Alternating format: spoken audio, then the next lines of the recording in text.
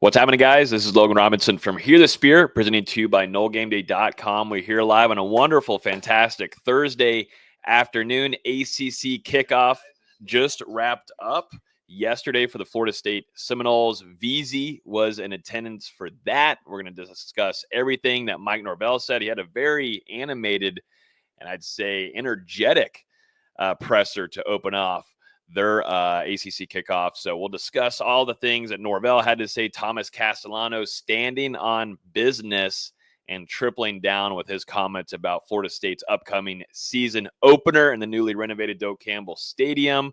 And we'll talk about a couple other things that we want to take away from the ACC kickoff. I'm so used to saying ACC Media Days, whatever the heck it is up there in Charlotte for whatever this conference is. We will be jumping into everything that was said from the Florida State Seminoles. Also, too, talking about Doak Campbell Stadium, we're going to discuss the seating, the capacity. It has dropped down a good bit, honestly, and interested to get these guys' thoughts on that. And also going to talk some weight changes as well as Florida State hits the practice fields next week. Also going to discuss, too, why you should probably like Thomas Castellanos' confidence going into this season.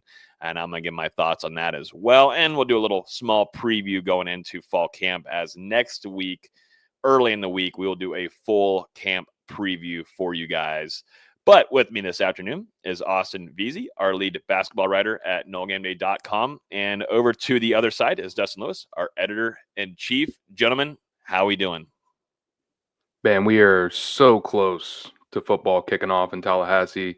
Spring camp going to begin next Wednesday for Florida State as they begin to prepare for that matchup against Alabama. And we'll be out there for the media luncheon on Tuesday, where we'll get to hear from Norvell and get to speak to some of the assistants, hear about things as the preseason is about to begin at Florida State. So, man, I mean, this is kind of the week we've been waiting for. We're 1 week away from actually seeing. Well, we'll see if we get to see that football fly through the air. No word on media availability at these practices yet, but we'll be thinking about it. That's for sure. Yeah, 1 week from fall camp, a little over a month away from football actually kicking off instead of at a media day. We're close.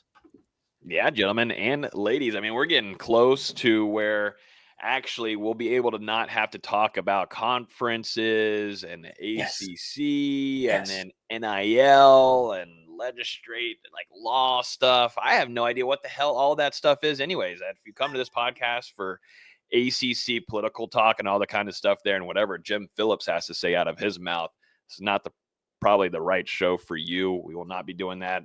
That's why I can't wait for these guys to hit the field. And like Dustin said, we'll see if we'll have media access there. If not, though, it'll be just like the spring. We're going to try to do our best as possible to give you coverage for you guys all throughout fall camp as we head into this big time game that Thomas Castellanos sure is happy and excited for.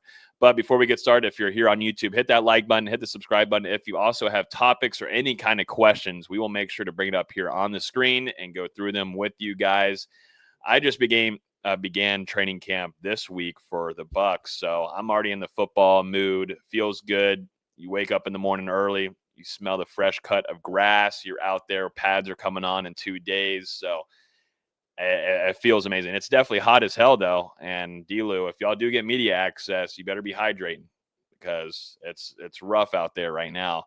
But it's still football, and it's better than just sitting here talking about NIL and recruiting and everything. Let's go hit the field. Let's talk some actual ball. So let's see what Mike Norvell had to say to open up his presser. I actually have the video here, and I say we listen in to what he had to say because – everybody was tweeting, and I saw you, VZ. You said, this is one of the most energetic kind of pressers that we've heard from Mike Norvell, and he's, of course, had these in the past as well. But let's see what Norvell had to say yesterday at the ACC kickoff. You talk about the climb, and, we all have a desired destination. Everybody wants to get to the top, right? And we've seen that. A couple of years ago, we got to lift the trophy. Most people talk about it. We've seen it. We know what that looks like, right?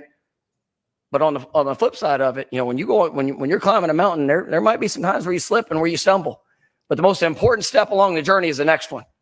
And people that are willing, that regardless of circumstance, regardless of what you find yourself in, that you're willing to take the step to go be your best, to put everything that you have in. right? And I don't want a team full of sidekicks. Right? I want guys that are willing to grasp it, to hold it, to push it, to step forward, and to go be it. Right? And that's what's needed. And that's what I believe that I'm seeing within this football team. That's what once again, we start fall camp next Wednesday. Right? And I want them to be pissed off to go be their best every single day. Whew, the energy.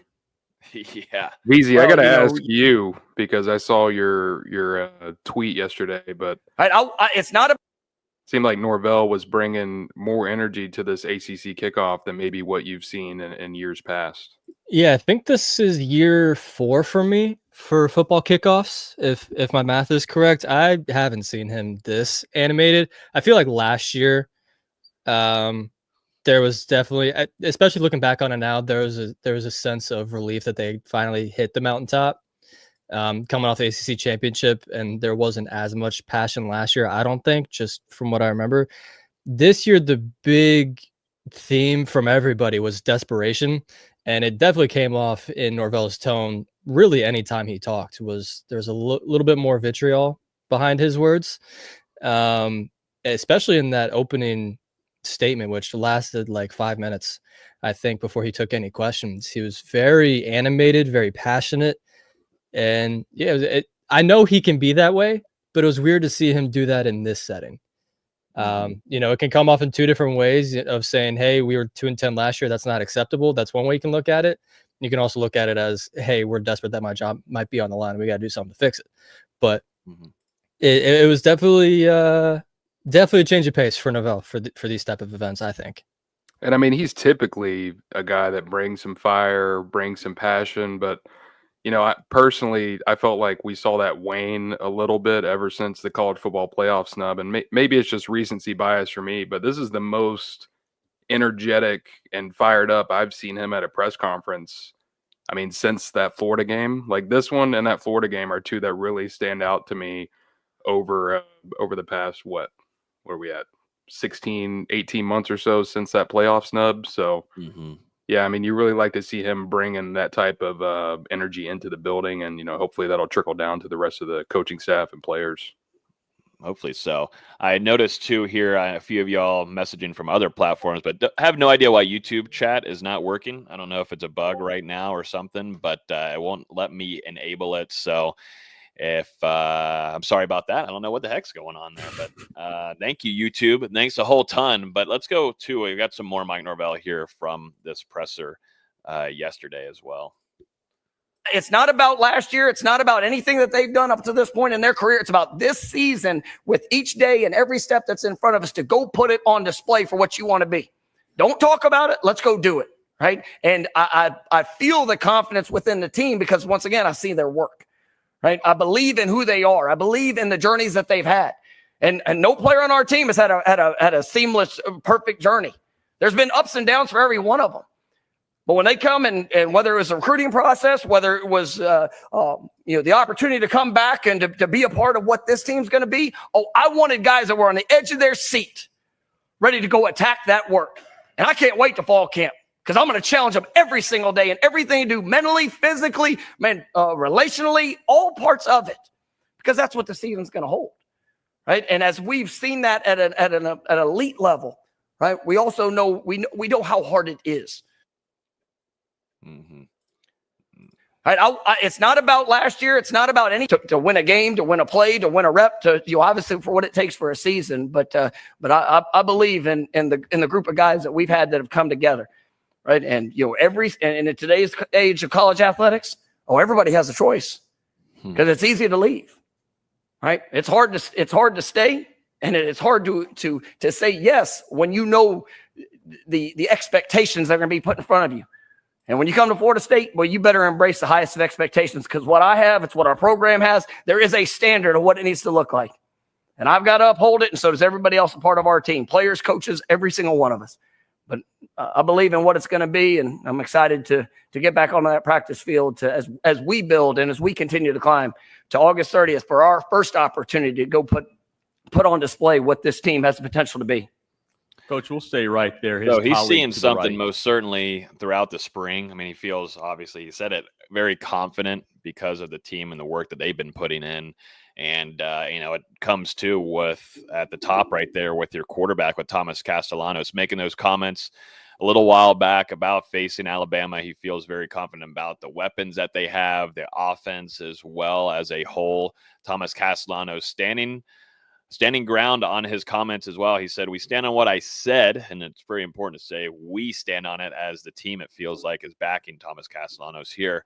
But he says there's no disrespect between that side, that team, or anything like that.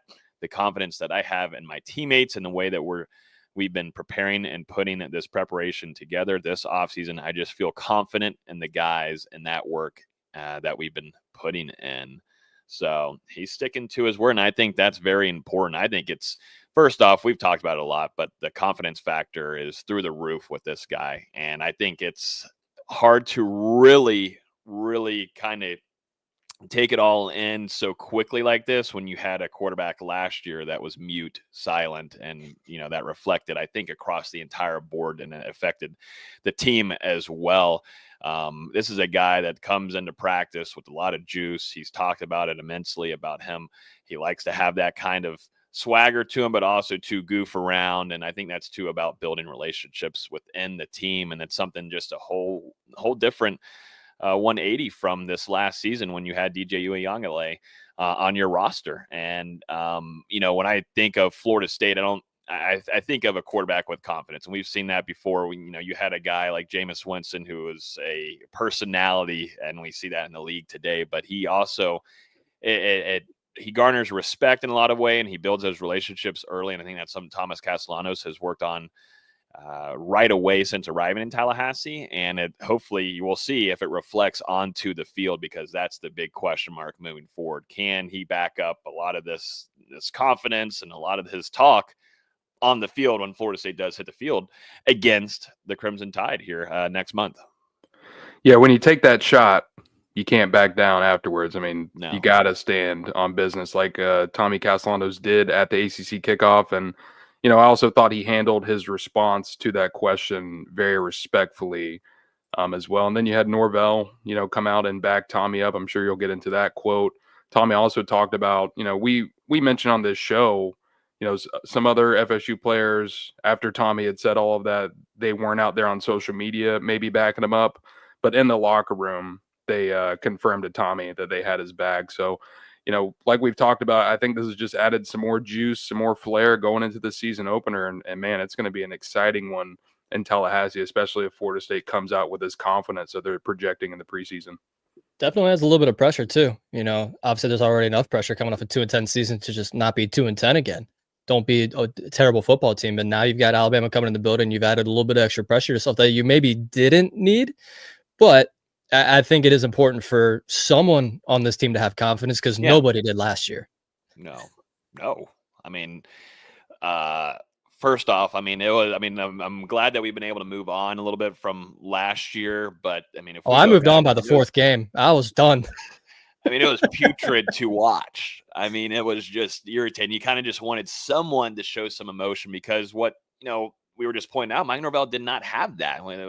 It just completely vanished from someone who was very vocal, energetic. And I think, too, Dustin, you were at the practices. He still brought that energy to him. But when it came down to game days, it just didn't feel the same type of Mike Norvell. And, maybe it's from Thomas Castellanos and, him chirping and talking a little bit, and it trickles around. But it's also, too, like VZ was talking about, jobs on the line for Mike. This is it.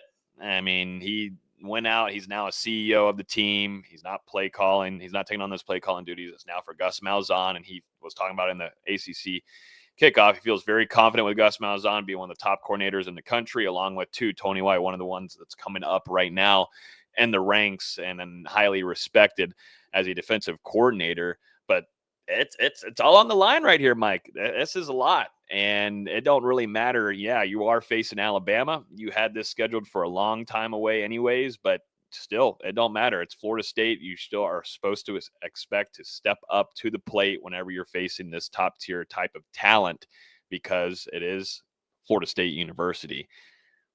Can he do it? We will find out. That's what we're all itching and waiting to see. But you can definitely tell that he feels very confident, and that's a word that we're just going to keep on saying today. But that's just how he and the rest of this team feels, and I think that's great to hear. You don't want to hear other things like that or feeling down or whatever about last season. Hopefully, they've completely turned the page on that, as it seems like they have. And I think too, with Castellanos, with also too a handful of other newcomers in the transfer portal, I think they've made sure to say, hey, we were not a part of that 2-10 team.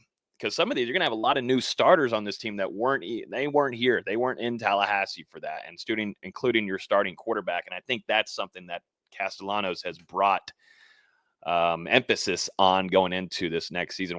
They weren't a part of that, and that's yeah.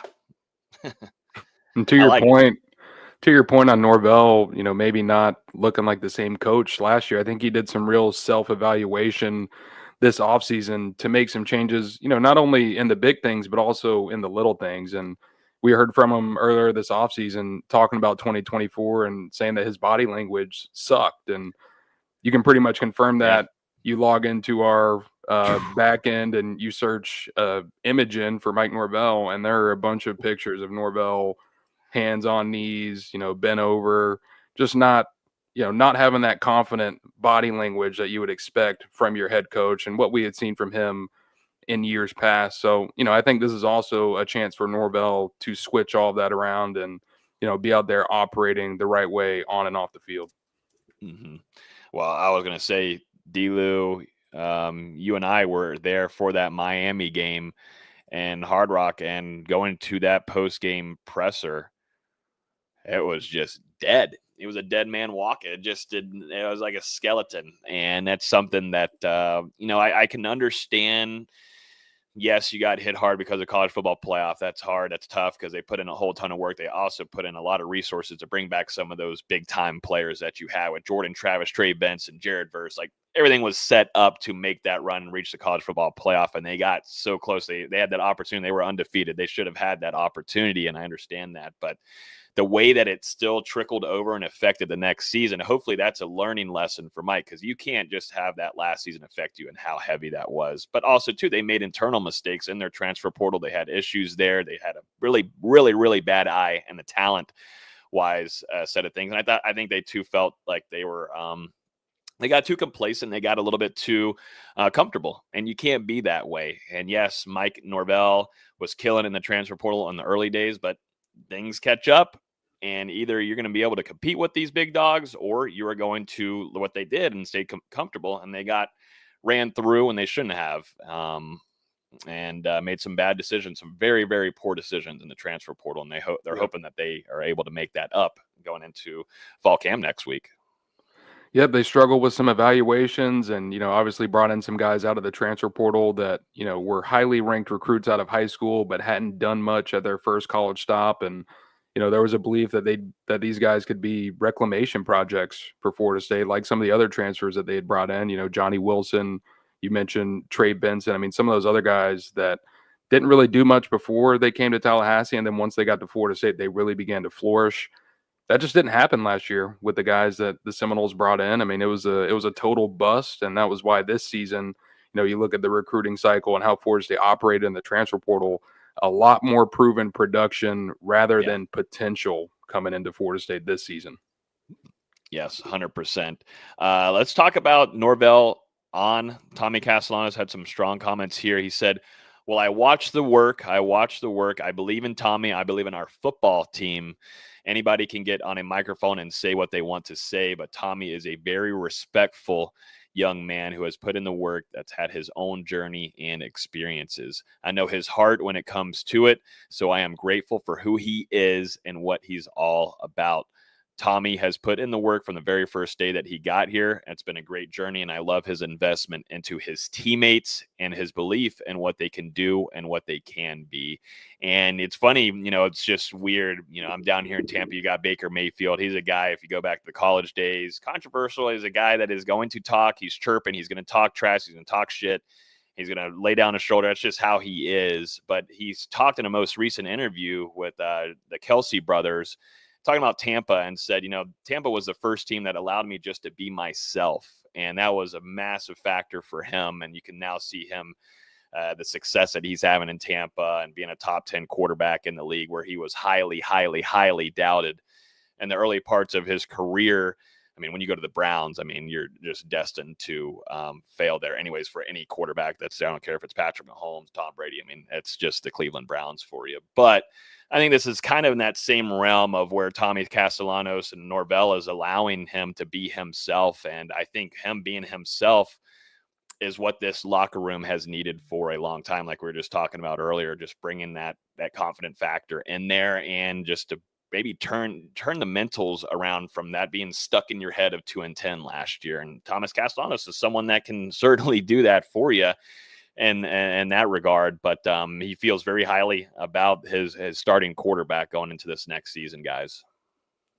Yeah, and that's why they brought him to Florida State. I mean, they really believe in this guy as a dual threat quarterback. And, obviously he had his struggles at Boston College a season ago trying to transition into that offense that Bill O'Brien was trying to install up there for the Eagles. And it just kind of felt like square peg, round hole type of situation. Now you bring him to Tallahassee, obviously going to be playing under Gus Malzahn, who was one of the lone coaches to recruit him as a quarterback out of high school. And I think Florida State, I mean, they're going to take the reins off.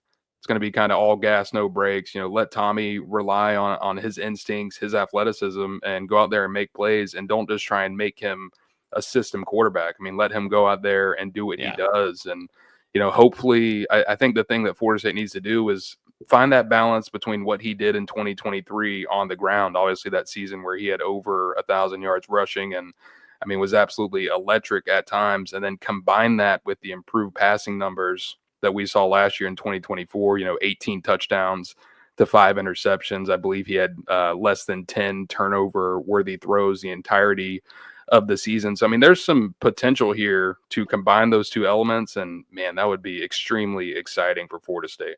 Tom even talked about it after the press conference. They have what's called breakout interviews, which is just a large media scrum for everybody. And someone asked him about the difference between 2023 going into 2024 and now 2025. And he said, and I quote, 2023, I was more loose, games a little bit faster, just going out there and playing football. 2024, a little bit more mature, games slowed down, trying to trust my teammates and play a different way. 2025 is just gonna be my style. I'm just gonna play football. I'm not gonna worry about people saying he's a runner or he's a passer. I'm just gonna go out there and play football and have fun. And I think that was the biggest difference from last year. Is he just wasn't having fun because he was butting heads with Bill O'Brien. And people tried to ask him about that a few times, and he just said, "Hey, I'm grateful for Boston College. I'm on my next journey."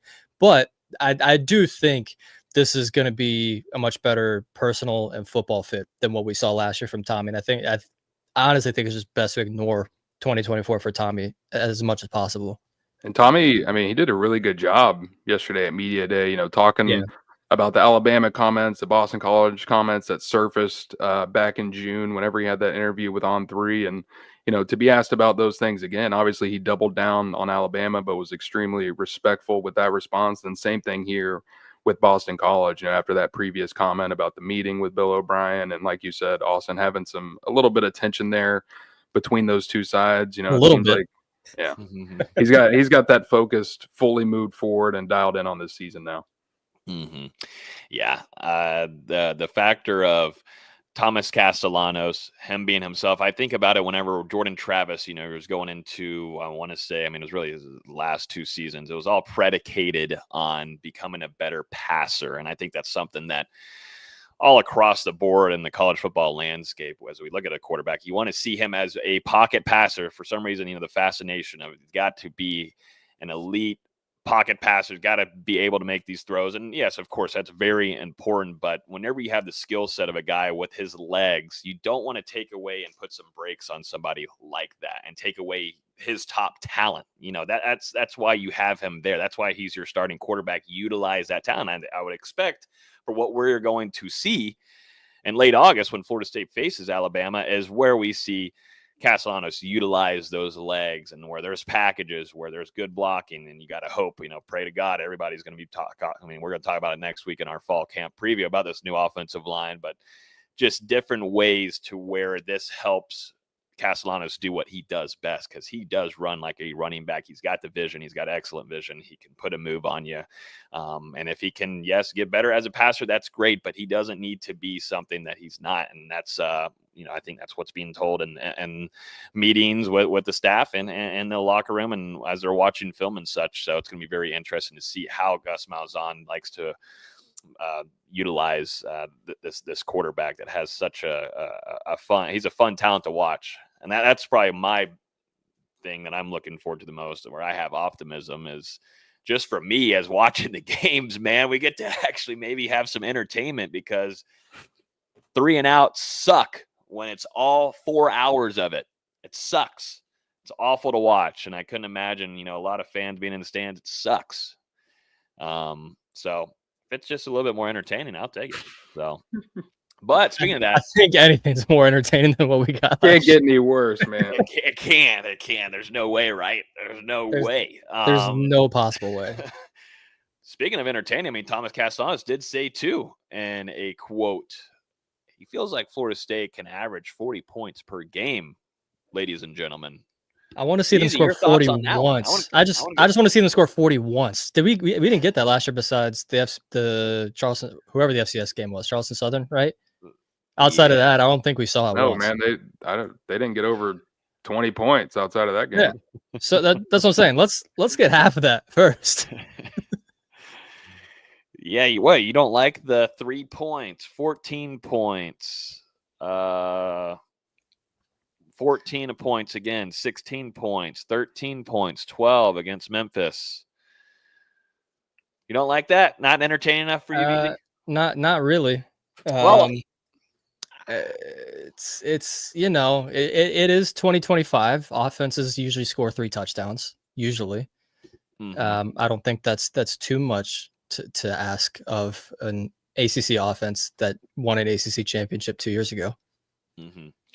Johnny Buckets in here commenting saying Gus is about to make Tommy Castellanos the next Kyler Murray. If that's the case, and you're destined for a very fun offensive attack. But 40 points is average. I love once again, confidence should just be like tattooed to my neck after this show. But 40 points with that running game, in which they are, with Gus Malzahn's offense, you're going to be running the ball a whole lot. I don't know if you're going to get into that 40-point mark, but shoot, just getting 30 plus would make a lot of FSU fans ecstatic after what we saw last year. But this is going to be a run-heavy offense. There's going to be a lot of time burn, which I think they should do as well. But that must mean, though, he feels very good, which he's told us. That's for damn sure.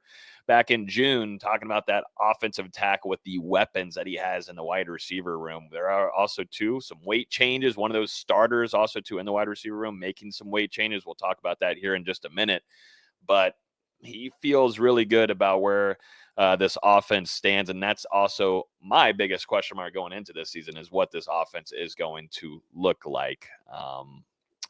Let's talk about Mike Norvell on Alabama real quick before we do move into the weight changes.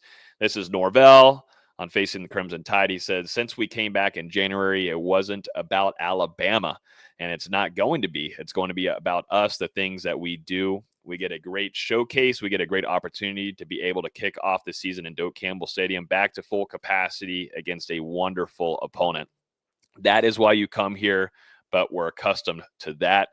You come to Florida State to play in these games. You come to Florida State to be on this stage, and it's something we're all excited about, but the opponent is not going to dictate our focus.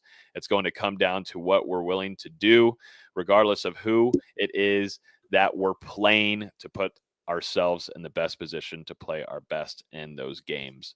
To kick off the season, it's exciting. So we've seen where Mike Norvell has talked about big-time opponents that they're facing. We saw whenever you had the series with LSU, he's going to give you, the coach speak type of part of it, but also, be expressive and transparent that, yes, this is a big game that Florida State is going to be kicking off their season. Interested to get y'all's takes on anything that, Mike had to say here on getting ready for what should be a pretty fun, hopefully 3:30 kickoff next month. Yeah, not surprising. I mean, like you said, this is kind of the way that he's operated about it when speaking about these big games. He normally doesn't go into the other opponent too much, and he wants the focus to be on Florida State because he truly believes that if the Seminoles come out and execute to their ability, they're going to be in a position to beat Alabama in that fourth quarter on August 30th. So, I mean, we're just going to have to see. I mean, it's a huge preseason for Florida State, building that continuity, not only along the offensive line, but at wide receiver, at running back, where some injuries limited guys rep-wise during the spring. And Florida State establishing that chemistry, trying to get to that 40-point-a-game mark. I don't know if that's going to happen. You even look back to 2023, averaged 34.6 points a game. So we'll see. But I do think it's definitely going to be more explosive than last year. And you can just tell by the way that Norvell was talking, not only during this specific part of the kickoff, but just throughout the event, that there is some confidence, there is some belief in this team, and I feel like that was missing a little bit going into that 2024 season. Yeah, it is absolutely coach speak for Norvell to be like, hey, we're going to focus on every single point. We're not treating this game any different. At the end of the day, these are college kids, and they know Alabama is Alabama. It's one of the biggest brands in college football, and we some saw of the guys on your roster played for them. Yeah, Roydo Williams, Earl Little Jr. But we also saw in 2021, Notre Dame comes to town. You give them a hell of a fight, go to overtime, game you maybe could have, should have, would have won. Then next week you come out and fall flat against Jacksonville State. So you can say all these things, but until you show it on the field, it doesn't matter. And excuse me for not having belief that I need them to show it on the field. Yeah, well, that's kind of definitely certainly the theme as we go into this next season. Is you got to show us. We've got to see what this product is going to look like. You've had the whole spring, you did all your changes, your coaching changes, and you flipped your roster around, and you hopefully brought in guys that showed you productive seasons in the past now are on your roster. So a lot of it is just a lot of chatter, a lot of talk, and that's what ACC kickoff is. And this team felt very confident though last year. That's where a lot of the the fans, and I'm right there with you guys, I mean, we heard the same type of things from Mike last year. It was even more of like, hey, this team is stronger, faster. I feel like we've done a really good job to still contend and be up there and compete for a ACC championship or a college football playoff berth. But did that happen? Absolutely not. It was a complete 180 from that. So just a few games away. Yeah, just a little bit, just like 8 or 9 potentially. But yeah, that's the thing. So you can hear it, we can talk about it. I'm sure Mike's probably in the same boat. I mean, he did give an expressive presser, and so did the rest of this team, and they feel very good about their teammates going into this season. But it comes down to prove it on the field, and it doesn't matter even if Dustin and the rest of our staff are at practice or not. We could tell you that Thomas Castellanos is making great throws, or he's making these big plays, and the offensive line looks fantastic. They're making it hard for the defensive line to get back there. It doesn't matter a damn to this fan base right now until they strap up and we get after it next month, which I'm ready to get going here. Let's get the pads on. Norvell also talked about adding Jordan Travis on here. We put up an article on that at NoleGameday.com. If you haven't yet, go check that out. The guys have been killing it. But as we know, Jordan Travis recently retired from playing football, still rehabbing from that injury that he suffered against North Alabama senior night. Just, horrific situation there. But he, stepped away from football, leaving the New York Jets, which, shoot, they might have needed the young man. Justin Fields got hurt earlier this morning with a toe injury and had to be carted off the field. So, but still, Jordan Travis, if he were ever to join the FSU staff, he was asked on this. Was this you that asked him? Yeah. Nice. And it took work because he was surrounded by about 40 people, but I got it in there. Hey, hell yeah. So this is coming from our own Hear the Spear and NoleGameday's Austin Veazey asking Mike Norvell on Jordan Travis potentially joining Florida State staff. He says, I've talked to Jordan. He's been up to Tallahassee. I love him. He's family to me, obviously, supporting him in every way of these next steps in his journey. I know he's still finishing some things rehab-wise, even though he's retired from the game of football. You're still making sure he's in all the places of what he needs to be moving forward. Florida State will always be home for Jordan Travis. We'll continue to see how that journey unfolds. but excited for what's ahead for him. But I mean, I think every FSU fan would love to see where Jordan Travis is involved in any way, shape, or form. We've seen that he's been very, he's been, I would say, up in Tallahassee quite a bit. I mean, I don't know where he's specifically living now. I know he was up there in New York, but I think he's closer now to Tallahassee, I believe. But yeah, I mean, it would be a very cool story, of course, but just got to see how things work there and whatnot. But could you imagine number 13 on the sidelines doing some coaching? It'd be very cool. But, I do think Jordan, obviously going through some emotions, dealing with the leg injury, still rehabbing from that, and had to end, like you said, he had to prematurely end his professional football career before he was able to play in a game. So, I mean, I definitely think there's some stuff that he's going through. And like Norvell said, he's still recovering physically, but I also think that there's some things for him to go through mentally as he prepares for this next chapter, whatever that may be. I mean, there's no indication that he's planning on jumping into coaching this season, but it could eventually happen down the road once he figures out what the next path is for him. But I mean, definitely a guy who, I mean, man, was very fun to cover at Florida State, not just on the field, but also just because of the person that he was off the field. So no matter what he does decide to hop into next, I mean, I know the guys on here, Florida State fans, the community, are always going to be rooting for Jordan Travis. And if he does make that return home, I mean, the Seminoles will embrace him with open arms for sure. Mm-hmm. Yeah, I hope he gets a role at some point, whether, I don't care if it's assistant quarterbacks coach or whatever. I think it'd be good for him because a lot of athletes struggle with that when their career ends early from injury, trying to find that next step in their career. I think something like that, where he's back in Tallahassee, background in a situation he's familiar with, would be huge for Jordan Travis. And obviously, if he's in Tallahassee, he's not going to have to pay for anything with how beloved he is by the Florida State fan base. So I think it'd be good for, really all sides. And I think Florida State could also kind of use a feel-good story on their staff and roster, and I think Travis could help with that. You know who I'm missing right now, D-Lou? And he's going to be mad at me because he does tune into our show. Who's currently on staff right now, who's actually killing it right now for recruiting, and it was a former player. Oh my God. He's going to get so mad. I don't even know. Offensive lineman, but now he's on the defensive line staff helping Terrence Knighton. Oh, you're talking about Meach on our show. He's a Hear the Spear alum. Meach? Yeah, Big Meach, baby. Big Meach. Yeah, he's going to kill it. He's going to kill me. Oh, well. Damn it. But yes, Meach is on staff right now helping out Terrence Knighton. So he's a former offensive lineman. And then now he's over there, and he's been a major help, too, in the recruiting department, right, D-Lou? Yeah, I mean, played a role in some of those recruitments that Florida State was able to close this summer. You think about it, entered June without a pledge on that defensive front, and now have 4 guys committed along the interior, 3 of them who are 4 stars.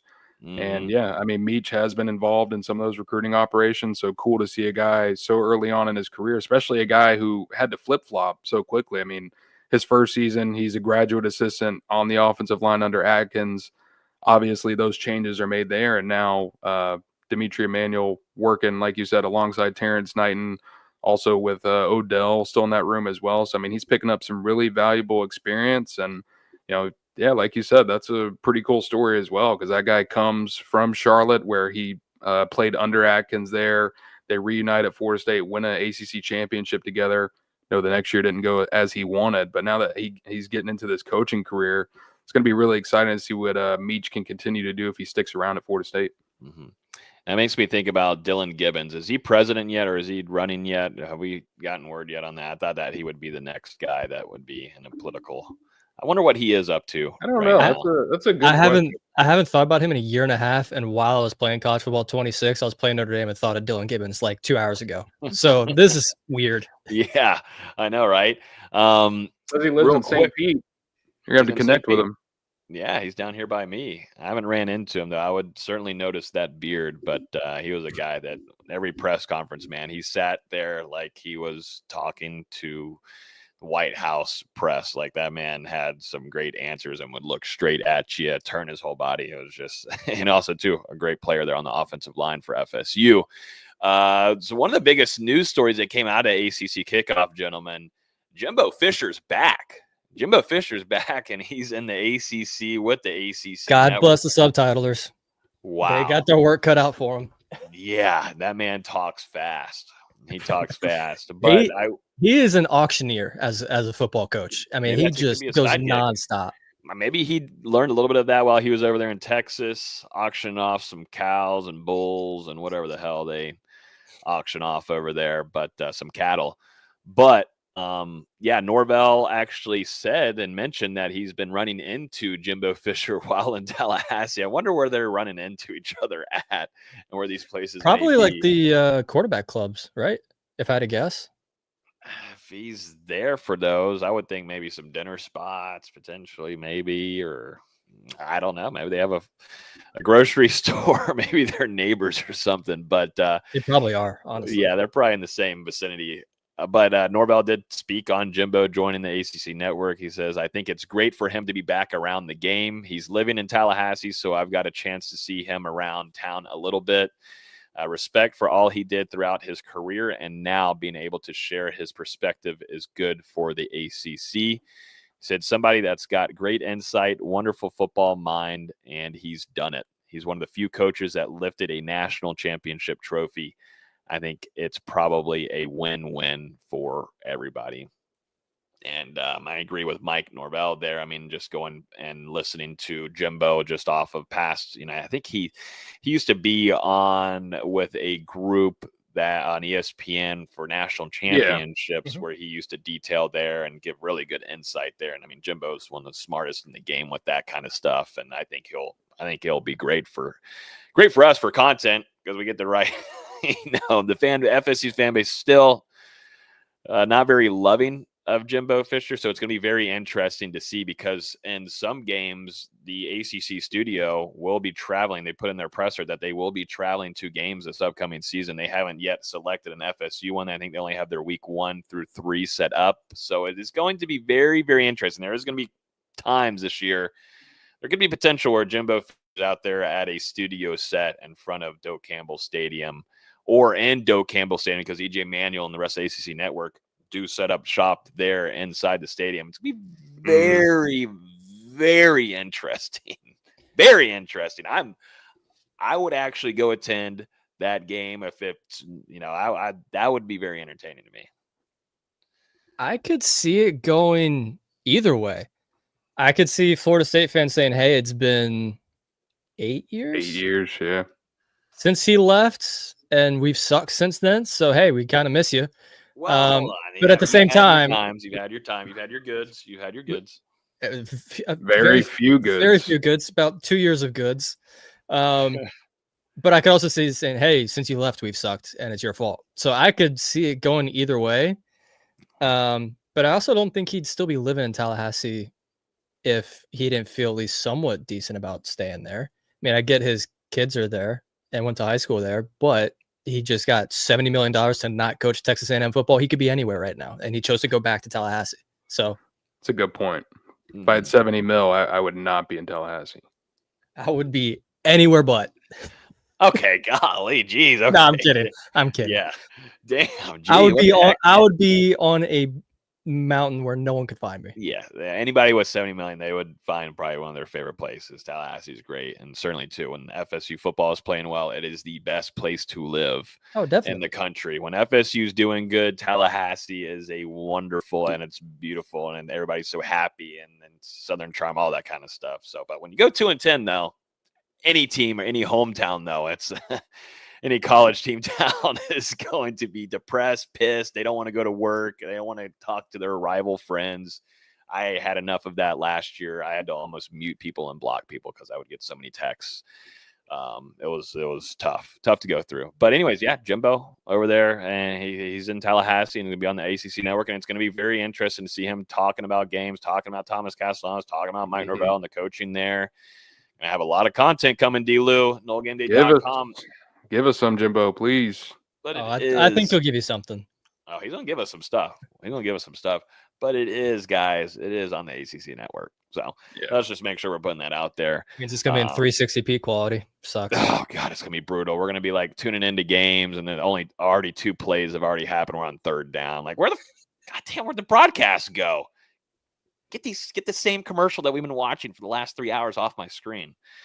All right. Speaking of Doak Campbell Stadium, real quick, I want to note on some of the changes coming. A lot of the seating capacity is diminishing. They're going away. Florida State and Doak Campbell Stadium originally held 79,560 fans. Now this number is being reduced to 67,277, which is a pretty significant change there in seating capacity. Gentlemen, y'all's thoughts on this, on, the changes at Doak. That's kind of been the biggest chatter this offseason of just seeing everything, the timeline of everything changing there on the webcam, and just seeing now they're putting in the new seating there as well. Well, what are y'all's thoughts on it? It seems like maybe FSU's trying to get ahead of the curve and try to set up something different that you don't usually see in the college football landscape with their stadiums. Yeah, it's something new. I mean, Doak Campbell Stadium is changing a lot, but also, I mean, when you think about it, with the load seating being added, the club seating, and that taking part right there in the main stands on the home side, I mean, obviously you're going to lose a significant amount of seating, but Florida State is hoping that even with the capacity reducing, that having a smaller number of fans in attendance will create more sellouts. There's going to be more attention. Florida State will be able to bring in more money now with less people being in the stands. These tickets are going to be more exclusive, more expensive. And I also think, when you look at it, I don't have the numbers in front of me, but I'd be interested to see the percentage of games that Florida State has 100% sold out since that 2017 season. I mean, things like we were talking about, since Jimbo Fisher's departure about 8 years ago, it's been a tough road for Florida State. And the only 2 seasons, you did finish over 500 in 2017. But since then, the only 2 seasons you were over 500 were 2022 and 2023. It's been a rough stretch for Florida State. And, some of those home games during a few of those dismal seasons, I mean, the stands are flat out empty. So, I think this is also a way for Florida State to protect its investment. Hot take, I actually kind of like it. I think 80,000 is a lot for a stadium, and that's why a lot of NFL stadiums are in that 65 to 70,000 range as well. To me, the biggest issue is still having the Champions Club seating, because no one sits there. They'd rather just be inside. I wish they just hadn't done that and just added suites up there or something. But I think 67,000 is about the right capacity that you want to be at for a major football stadium. 80,000 to 90,000 can be a little too much. Parking's a hassle. Everything's a hassle when there's that many people in a stadium. There's more security issues, all sorts of things. This is going to make it better for, for all the reasons Dustin just mentioned. But even outside of that, it's going to be more concert friendly. It's going to be more event friendly. I think do that. I haven't been to a concert there ever, except for after games. I would say I actually have a couple of Doak After Darks. Yeah. But it's also one of those that, Tallahassee, it's not really close to any major city. You're 3 hours away from Jacksonville. You're 5 hours away from Atlanta. It's not like it's really close to one of these major cities where you're going to have a whole bunch of people flooding there every weekend. And granted, a lot of people still do that with Florida State. I'm not saying it's a small town and a small fan base. I just think 67,000 is the right number. Yeah, I think the number's fine. I think aesthetically and how it's going to look on TV with that combination of what Champions Club has looked like since its debut is going to be very interesting to see. Well, we won't really see it on TV. And no one's there, and they're all inside drinking, and we're all kind of just lollygagging, hanging out type of deal. Then that will be where I think you'll see backlash from the rest of the fan base. Because I agree, I don't think you need 80,000 anymore, just in the new wave of how football, or how people are now at home. I mean, it's great to you can watch every single football game right now, at home. And a lot of people like watching that as well that way, instead of being out there in 100-degree heat and such. Mm-hmm. But I'm interested to see how that looks like on TV. I mean, we'll be there, of course, for that Alabama game up there in the press box, and we'll be, interested to see how it looks like looking down at it. But TV wise, if it looks like how the Champions Club has looked, then it's, you're you're just not looking so great. And I don't think 12,000, still 12,000 fans though. I mean that's a lot of people. That is a lot of people that but like y'all said, it just depends. Florida State hasn't had the much success in selling out stadium as much. You won't really see it on TV though, because the camera points at the away side, and this is on the home side. So you really won't even notice a difference until they do those wide stadium pan shots from around different viewpoints. But throughout the game, you won't really that was notice the same way it. for Champions Club though, and we all noticed that. So like eventually, it's all gonna be shown, and you are going to get those shots at FSU sideline, and right behind you is where people are standing and such. So it's gonna be interesting. I mean, that's the thing. I mean, I think to me and the rest of the FSU fans is where's the Wi-Fi? Yeah, I've been asking for Wi-Fi since I was live tweeting games in like 2012. I mean, where's the Wi-Fi? Because LTE is awful in Tallahassee if you're Verizon, or I think AT&T is a little bit better, but still nonetheless, LTE's bad there. But you think about it though, they should Wi-Fi. do a huge favor because they kicked out 12,000 fans. Yeah. So the Wi-Fi might be a little bit better. maybe that LTE or the Wi-Fi, maybe that's all. Maybe this is what they need to do in order to get the Wi-Fi going and perform better. They just had to kick out 12,000 fans from the stadium. Not that they wanted to spend more money, just to maybe increase their bandwidth there for the fans on it. But other things like that, adding in Wi-Fi that's more accessible, because that's just a new way of doing things.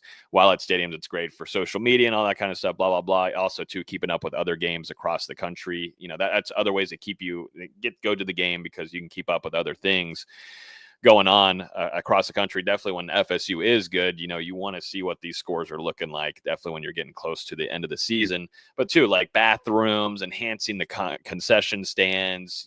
You've always got water dripping on you. You don't know if that's water because you're right below bathrooms, so you're a little nervous and scared about that. It's dark in there. I haven't had that happen to me. It's tough, man. It's tough. Yeah, it's people in the comments will be able to back that up. You sometimes have water just falling on you when you're leaving games from the stand. It's just how I don't know how the infrastructure is, but hopefully that's improved. That's been asked for a very, very long time, and I don't blame any of them as well. So, yes, this change happened in that bowl on the home side of the stadium, but some other things around there that need to be improved. Hopefully that is the case. So when we went on that tour in March, I'm telling you, the concourses looked very nice, and there's a lot more room in there to operate. Like those concession stands that are in like the middle of the walkway, at least whenever we were there going through the tours, those are no longer there, and the concession stands have been actually put into the walls themselves. So there's just more space for people to move around. A lot more modern, nicer, cleaner. I think Florida State fans will probably enjoy the experience. Great. We'll have some good insight too. I think we're on August 16th.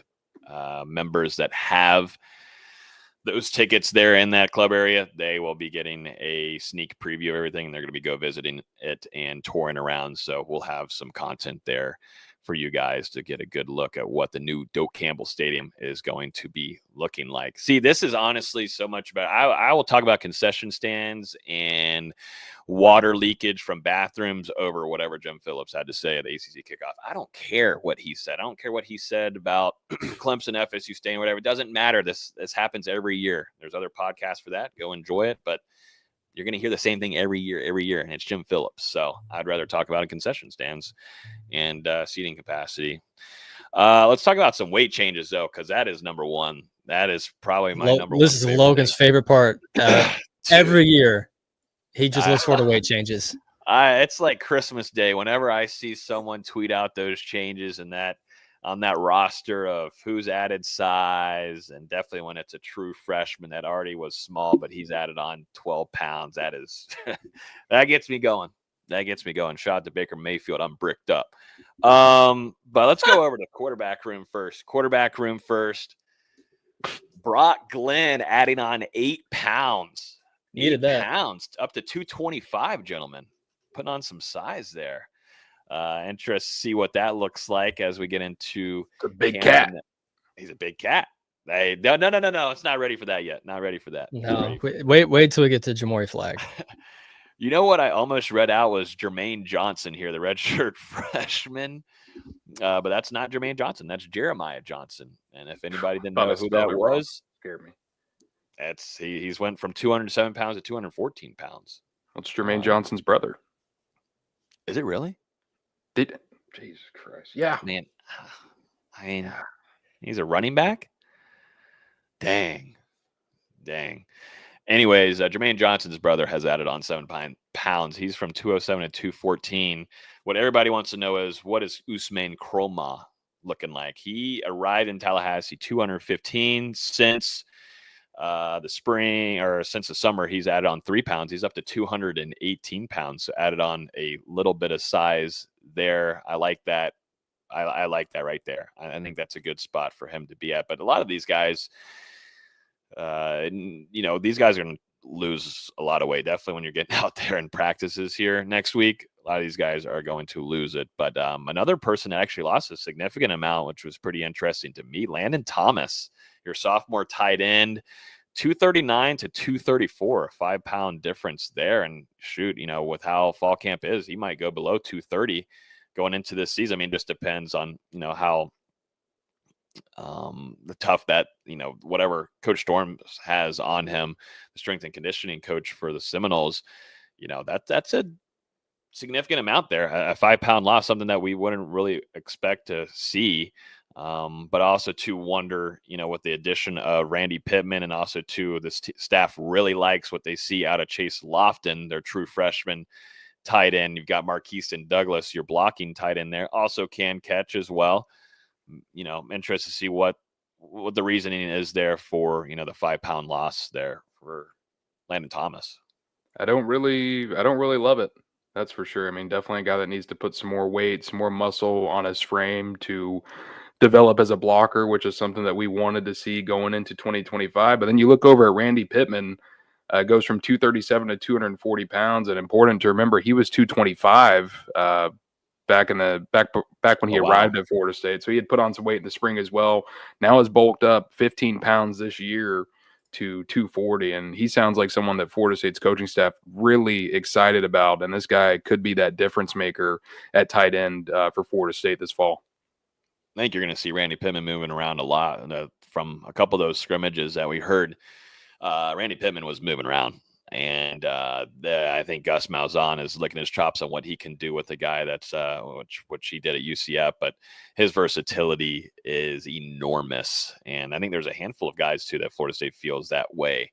And interested to see how they do that. Also, too, going to the wide receiver room, Squirrel White. He's put on 8 pounds, one of your most speedy guys on the team. He's added on some size, 170 to 178. Interested to see if he can keep that speed. But also, I think, just depending. I mean, we're just contemplating here. But, the biggest thing for us was the spring. He did not go through that a full go there. But since these workouts have been going on during the summer, we've heard really good things about him and feeling close up to 100%. And maybe putting in some work there on the weight room is a good thing. And he's added on a little bit of size there as well. This is another one who, has put on some good weight for Florida State. Whenever he arrived in Tallahassee, 167 pounds, and now he's up to 178 going into fall camp. So like you said, Logan, injuries really derailed that 2024 campaign for Squirrel White at Tennessee. And, he was a little banged up there during spring practice as well. But it sounds like he's gotten back to full health. Tommy Castellanos had some good things to say about him and the work that he's been putting in yesterday at the ACC kickoff. And another guy, who could be a big key piece to Florida State's offense reviving in 2025. Mm-hmm.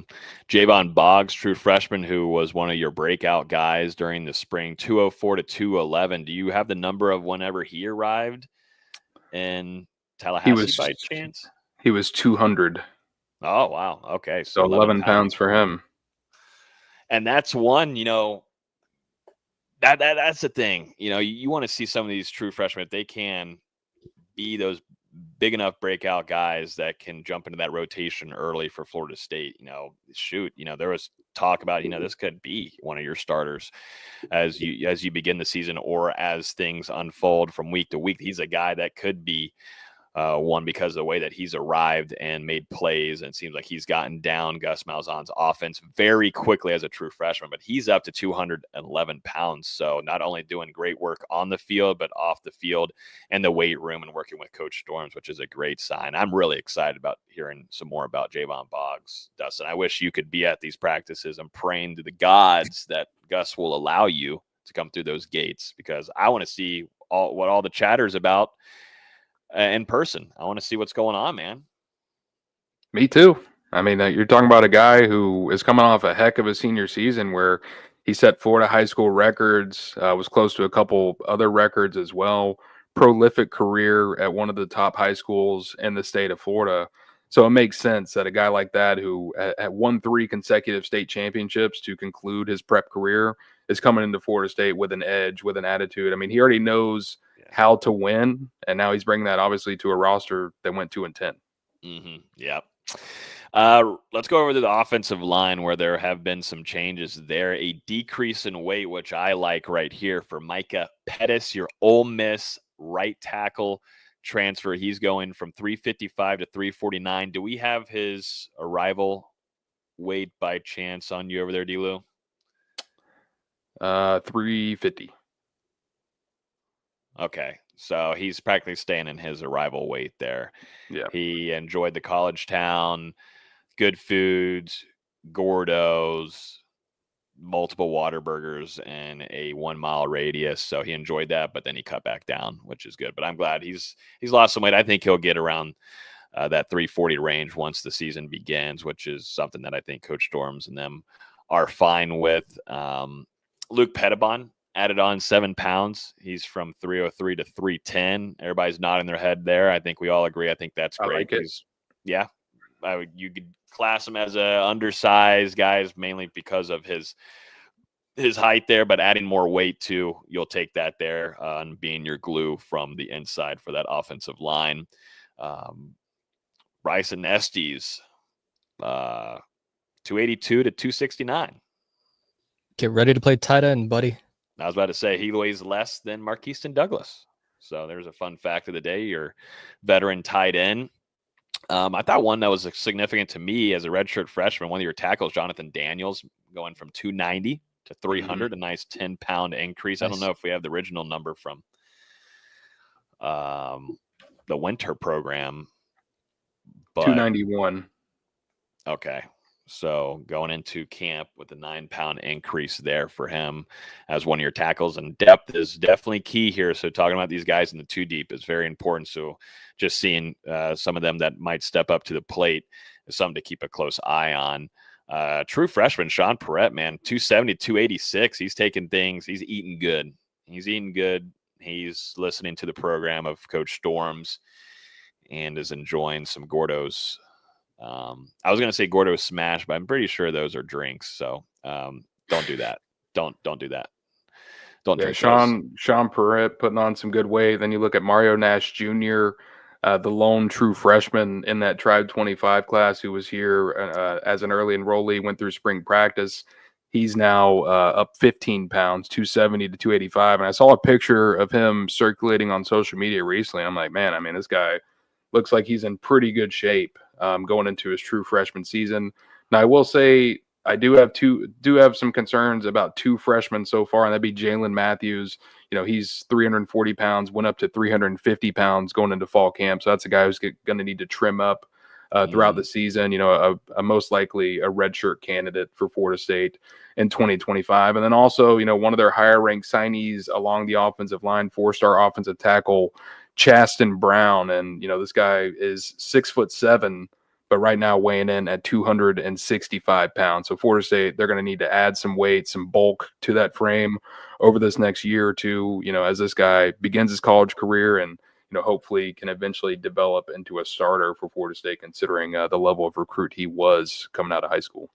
A lot of peanut butter and jellies A lot of peanut butter jellies. Just bring a jar with you everywhere you go when you go to class, and you just bring a big old jar and you bring a spoon and you do that. That's what I had to do in high school because my genetics are thin, tall, blah, blah, blah. You don't gain a lot of Tall? weight. Yeah, I'm taller than you. So taller than you because you wear those basketball shoes and that adds on like Tall? 3 inches. You wear No. those basketball shoes and they're like 3 inches. Plus you got like No. foams in them and stuff. So yeah, 6'2". I'm 6'2" with shoes. So Good Lord. 6'2" with flat shoes too. It's like He's 5'8" on a good day. 5'8" is crazy. Wow. Don't lie to these. Don't lie If to these people. you're gonna lie, I'm gonna lie. I'm not lying. I'm not lying. You wear those basketball shoes. I don't have those. I don't have them. I can't rock them. That's all it is.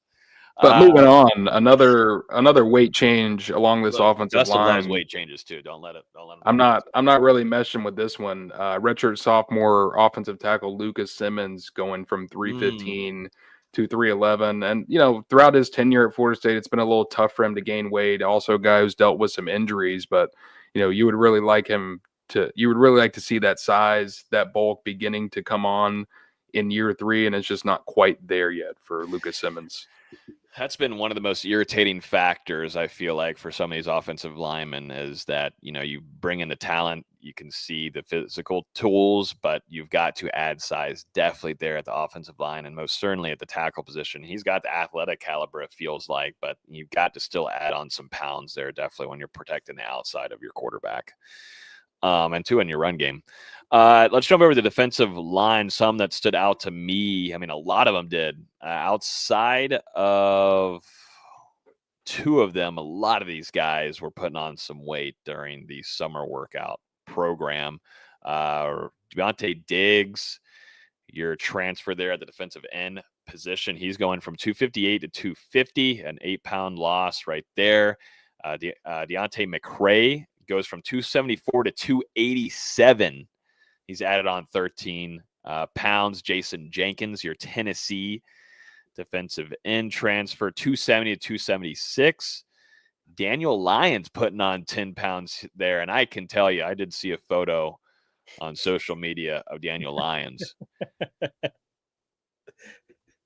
I don't know about that 10-pound increase being good 10-pound increase there. Hashtag built like Dustin. Damn, bro. Come on. I've been trimming up, brother. You are trimmed up. Leave me out of the. It's gonna be crazy to see Dustin in person. I can't. It's gonna be weird to me. But he'll still have that gray shirt on, so I won't. Yeah. Yeah. Things will still be the same. Yeah. Tylen Coleman, 301 to 309, an 8-pound increase there. KJ Sampson, 309 to 318. Really interested to see what he looks like with that weight added on. Amari Williams going from 330 to not 330, dang, 230, 230 to 236. You gotta hope that your defensive end or tight end ain't at 330. Holy smokes! Here we go.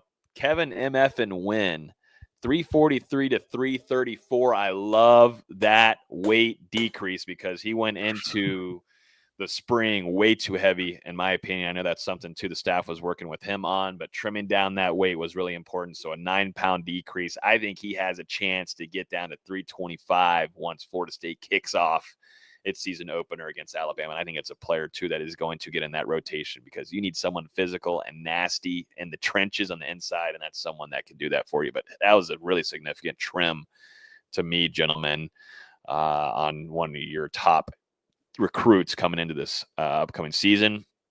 And then some defensive end guys that you brought in too, some true freshmen, Jesse Harold, 247 to 253, and then Tylon Lee going from 277 to 278. Yeah, that's a mistake. Oh, it's a mistake. That was the that plus, a mistake the plus in the 10, article that I the copied. Plus 10 is a mistake. NoleGameday.com. The plus 10 is a mistake. 277 and 278 is right, but I had plus 10 on there instead of plus 1. That's okay. That's okay. We'll just say 278 to Now I'm totally confused. So where'd he go? He went from 277 to 278. No, 278, 1 pound. Oh. But in the article, I had plus 10. Oh, God damn. All right. Sorry, Tylon Lee. You don't get the the weight added on respect there. But LaJesse Harold, my guy, who we're competing here, who I think LaJesse Harold's going to be your guy moving forward in the future. He's added on 6 pounds. Anything else from the defensive line here? The Desir brothers, I mean, they were already huge as a mother F, so they just practically maintained throughout the summer. Yeah, I mean, you just brought up Harold, but I mean, this guy was 215 pounds when he arrived on campus. He's now 253. Wait, who? Oh, LaJesse? Yeah. He was 215. Isn't that insane? That's keep an eye on Harold. I don't know how, I mean, he's the big thing for him. He's not expected to do much this upcoming season, but future wise, I like this kid. But moving around with that different kind of weight is going to be very interesting this fall camp for him, I do believe. And even Tylen Lee, 245 when he arrived, and now up to 278. I mean, you've got some guys packing on some pounds.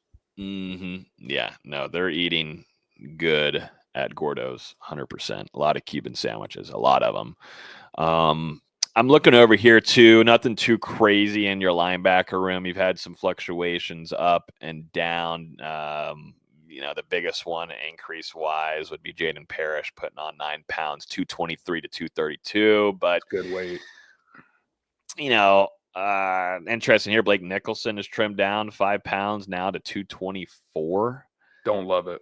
Yeah, not a crazy fan of that one right there, ladies and gentlemen. I mean, he's a guy that comes down and he brings physicality, but I think some size there would be interesting. And you still got to think, this is a different scheme coming in with Tony White, and that's why you probably see a lot of major fluctuations on your defensive line because your scheme is changing and there's going to be different kind of personnel in these packages, specifically in your trenches. But, Blake Nicholson trimming down at the second level in the linebacker room is very interesting to me. Omar Graham has put on a little bit more size. He's up to 238, big thumper.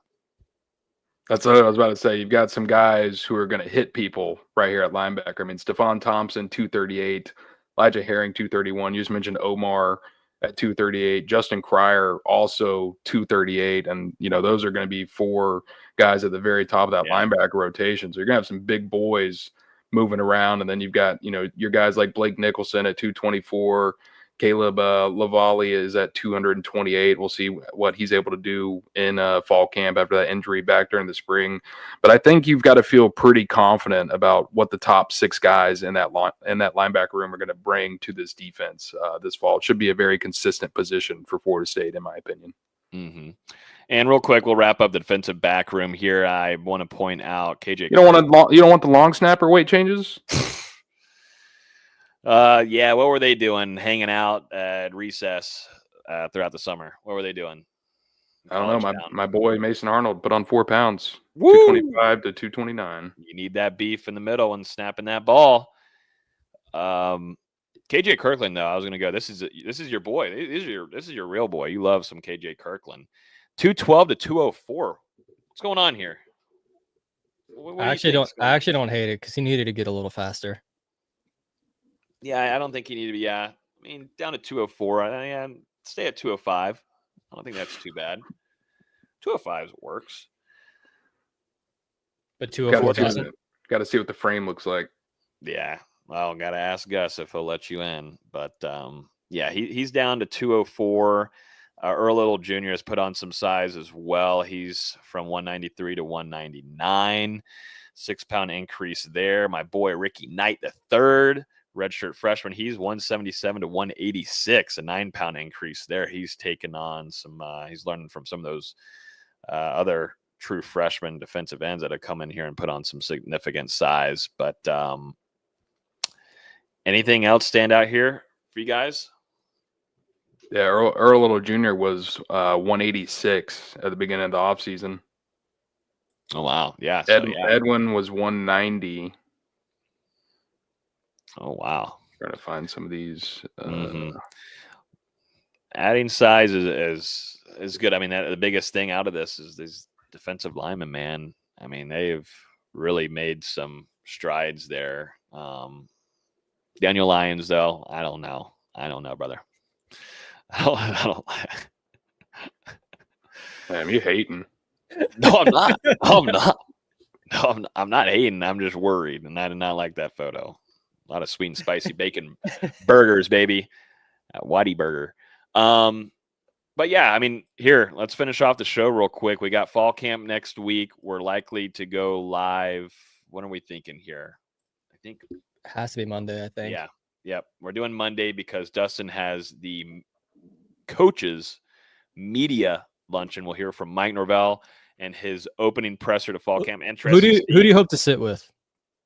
Yeah, because it used to be Alex Atkins all the time. Yeah. And now, sadly, Alex Atkins isn't there anymore. Sadly. I hope T Knight sits with me because he's a Celtics fan. Dude, well, go sit to him. You know you can go sit with him, or like. Well, I'm there. Like the media's up there before the coaches walk in, so you just gotta hope that they sit at your table. You're like, oh, come on, please sit over here, please. But yeah, they're usually like just hanging out there and they're waiting to eat food because they're starving, and then just say, hey, yo, coach, let's sit down. Also, too, we need some scoop on Kevin Wynn. You say it's on the record or off the record. I'll try. We need some Kevin MF and Wynn scoop there. We also need to talk some James Williams and all kinds of stuff. So I'm gonna try, but T Knight got me last time. This isn't a guy who talks about freshmen very much. I was like asking about Kevin Wynn, and he was just staring at me, and he was like, not just stuff like. I'm like, is he okay? Like, are you happy you have him here? If you go watch that interview from the spring media luncheon, there's like an awkward silence. Like it's just like he's looking at me, I'm looking at him. Now you get to ask him how he feels about Marcus Smart on the Lakers. Oh yeah, that's tough. Got to take this poster off the wall once we're done. Oh no, got to change your phone background. No. Well. Yeah, we're gonna go live on Monday. We took a little bit of a break. I was sick, and then now it's a lot more fun. We have ACC kickoff, the most exciting time of the year. But that's all wrapped up, and now we're on to fall camp of next week, which begins on Wednesday. We'll see what kind of availability that we have at these practices, but still, nonetheless, we'll have pressers for you after the practices. But here we go, ladies and gentlemen. I mean, we'll be previewing fully what this offense and defense has. Also, to a whole new set of special teams as well in your kicking department. So we've got a lot to talk about. I'm excited for it. It's been a whole lot of chatter, and it's really around this time of late July where I think all of us on here are just ready to see practices happen and actually talk about football and what's happening. And definitely once we get into a true game, it's going to be a lot more exciting. But I'm really excited. I mean, there's a lot of cool storylines to follow. Thomas Castellanos has really energized and woken up, I think, a little bit of this fan base to say, hey, we are facing Alabama. This is a big time game, after I feel like it's kind of just been overlooked across the entire college football world. It's kind of woken that back up. I've loved it. I think it's great. And, it's a different vibe than what you had last year. Yes, you went into the season from Norvell saying a lot of confident things, but your quarterback being completely mute, to now where you have Mike Norvell and your quarterback saying a lot of things and feeling very, very, once again, confident about this upcoming 2025 seasons. 40 points averaging. If 40 points average happens, I will tattoo a Whataburger logo on my thigh. At 40 points is average per game, and it only has to be the regular season. We don't have to go to the postseason. They're doing that. They're going to the postseason. I'll put a Whataburger logo on my thigh. Your forehead. Oh. Someone clip that. No, yeah, it will be. I'll do it myself. And someone send it to Tommy so that he can live up to it. Too bad it's not going to happen. If it does happen, then I'll get a full Mike Tyson face tattoo. Yeah, your mother first off would kill you. Your mother would kill you, buddy. If she's listening right now, or she at least will definitely listen afterward, yeah, you would be killed quickly. But y'all ready for fall camp? I'm ready to get going, baby. Man, I'm actually feeling the energy a little bit this week. It has been a long damn off season. I mean, you got to remember, Florida State didn't make the ACC championship, didn't make a bowl game. No, I will not one-up it. Sorry, I had to cut in. I'm not one-upping on Mike Tyson face tattoo. Austin. Dustin was about to go on a rant here, and I don't care. He was about to get us energized for camp, and then you just came in and ruined it. I don't care. Actually, it was Yanni that did that. Yes, I lost it. No, the energy's lost. We haven't watched Florida State play a football game since Saturday, November 30th. It's been 235 freaking days. Thank God. A lot of stuff changed since then. I mean, the coaching staff, the roster. So just ready to see this new look version of Florida State. Shut up. We needed that. We needed that kind of break from last year's team. We needed a very long break to get over it and try to get excited again. I'm not one-upping a Mike Tyson face tattoo. It's just not happening. I don't know what you want me to do. I was going to say, though, it feels like it's been even longer than that, D-Lou, because it felt like everything was just it felt like after week 3. After the Memphis loss, we were just like, yep, we're done. We're cooked. Yeah. It's really been 300 days. That's why it's probably felt a lot longer, because that practically the hit that you took, and then where, you look forward to those Saturdays and seeing where Florida State can compete and beating teams that they should whoop ass on and they can't do anything. And the offensive line looks like my little sister is out there blocking them, and people in the stands could block better than what we saw. It was awful. It was an awful watch. So now this team seems like they've moved on from that. This coaching staff has as well. There's a whole new coaching staff as well for the most part. So, we'll see how this team decides to show up day one. You can't show up on August 30th against Alabama. You've got to show up on Wednesday of next week. And you've got some guys with some juice that are willing to bring it for you. You used to have that beforehand with a guy like Jared Verse, who would bring that chippiness to you and bring that tenacity and bring energy to practices.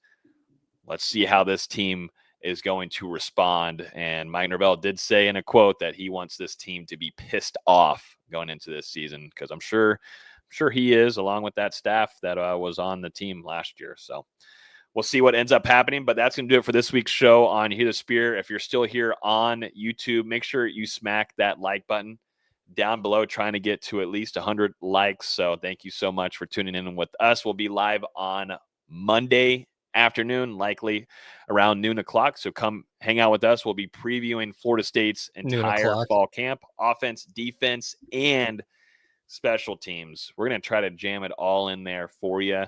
But that's going to do it. Y'all enjoy the rest of y'all's week and weekend. We'll see you next week on Hear the Spear. Peace.